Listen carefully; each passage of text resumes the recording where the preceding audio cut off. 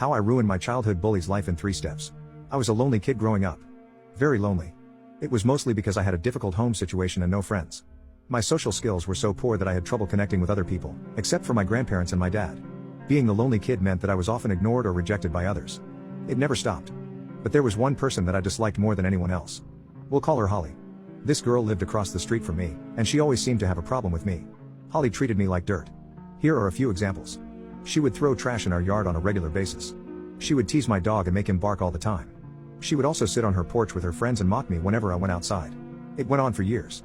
I resented her with every fiber of my being, but while my grandparents were still alive, there was nothing I could do about Holly. If I did anything to her or stood up for myself, my grandparents would scold me for it. I was more afraid of them than I was of Holly, and for good reason. So I made a plan. I endured all the mistreatment and promised myself that when I was older, I would make Holly regret what she did to me. Thinking of what I was going to do to her when the time was right was sometimes the only thing that kept me going. Over time, Holly grew up and eventually she stopped being mean to me. Unfortunately for her, by then, it was too late. I didn't care about her change of heart. I had been holding on to my grudge for 2 decades, and it was time for payback. I was going to ruin that person. When my grandparents finally passed away, it was go time and I had 20 years to plan. I wasn't idle while I waited. I'd made it my mission in life to learn as much about Holly as possible, and to do that, I became friends with some people who knew her well. Eventually, I knew more about her and her life than her own mother did. The first step I took in my plan was getting her fired from her job. It took longer than I would have liked, but eventually I managed it. Holly worked at a doctor's office, and I knew that the doctor she worked for was very strict, very conservative, very respected type of guy. He also had a huge influence on the local community. I decided to become a patient at his office, scheduling my visits to be on the days Holly was off work. After a couple of visits, I just happened to notice Holly in the staff photo on the waiting room wall. I made a show of looking surprised and then concerned. I got to the exam room and the doctor came in. Shortly after, the expression on my face got his attention.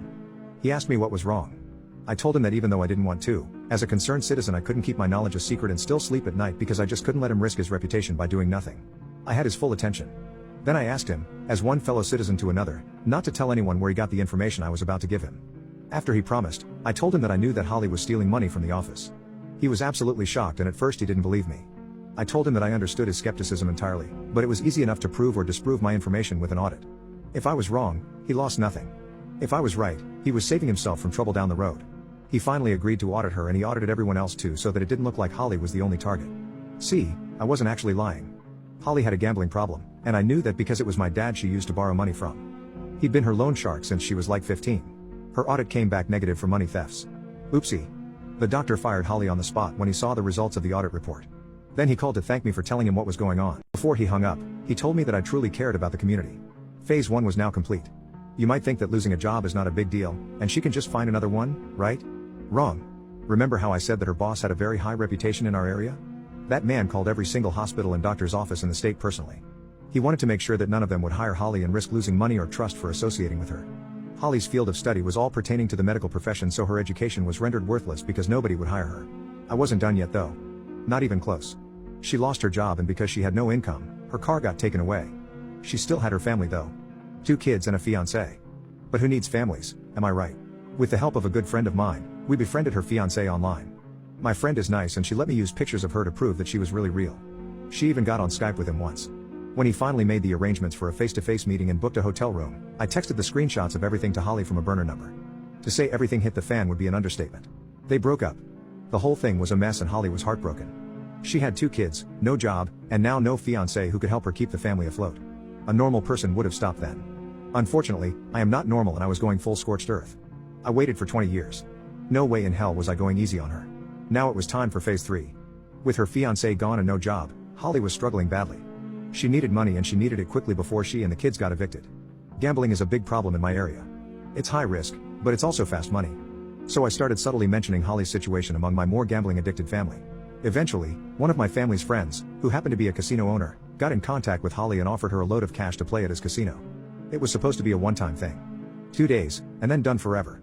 Holly was desperate, so she said yes. Everything went smoothly at first, but right in the middle of playing, someone called in an anonymous tip about an illegal gambling operation in progress to the local unit.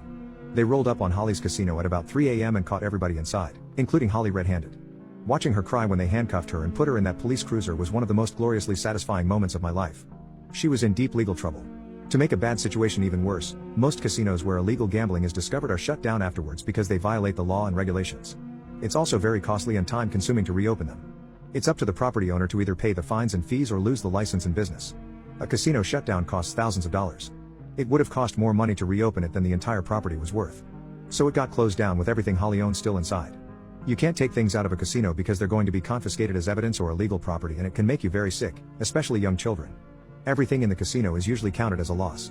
Now, some people sneak in and grab stuff anyway, but whatever, it's their problem. On top of that, since Holly was still sitting in jail, there was no way for her to get anything. None of her close family were interested in risking getting caught sneaking into the casino and being accused of stealing or tampering with a crime scene. Holly ended up in jail for a while, and while she was gone, the court gave her ex-fiancé sole custody of their children. When she got out, Holly was only given supervised visitation 2 hours every Saturday. If I recall correctly, revenge is a dish best served cold, and mine was freezing. I was behind every single bad thing that happened in Holly's life in one way or another for an entire 5-year period.